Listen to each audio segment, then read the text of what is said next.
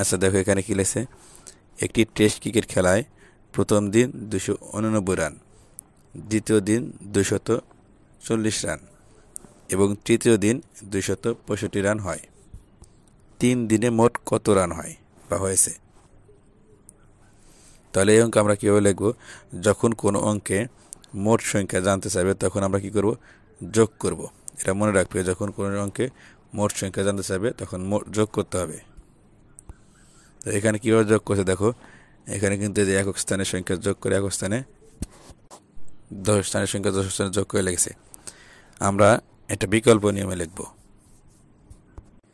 তাহলে কিভাবে করব দেখো, এখানে কি বলেছে অঙ্কে দেখো, প্রথম দিন 289 রান, আমরা লিখব প্রথম দিন হয় 289 রান।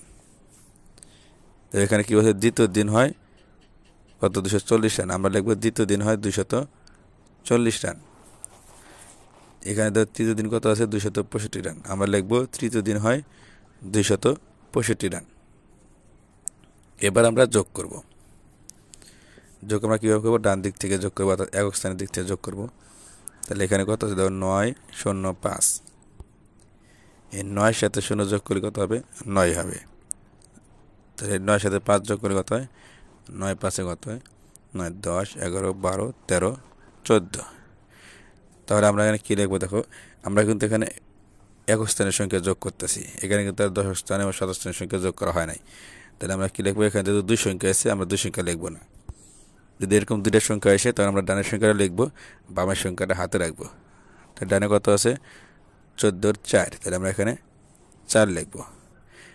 তাহলে বামে আছে কত? 1। এই 1 আমরা কী করবো? এই যে পরের সংখ্যা যোগ করে এর সাথে যোগ করে দেব। তাহলে পরে কত আছে? এখানে 8, এখানে 4, এখানে 6। 8 4 কত? 8 9 10 11 12। 12 আছে 12 13 14 15 16 17 18। এই 18-র সাথে এই হাতে 1 যোগ করলে কত হয়? 19। আমরা কিন্তু এখানেও 2টা সংখ্যা আছে, তাহলে আমরা কিন্তু এখানে 2টা সংখ্যা লিখবো না, যেহেতু আমাদের পরে আরও সংখ্যা যোগ করা বাকি আছে। তাহলে আমরা কী করবো? ডানের সংখ্যা লিখবো। ডানে কত আছে? 19-এ 9, আমরা এখানে 9 লিখবো।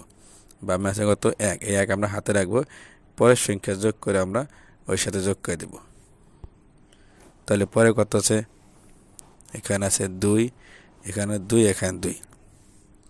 তাহলে 2 আর 2 যোগ করলে কত? 4, 4 আর 2 6, 6 আর এই যে হাতে আগে কত? 7। তাহলে আমরা এখানে 7 লিখব। আমরা এইভাবে যোগ করব। তাহলে 3 দিনে মোট কত রান হয়েছে? 794 রান।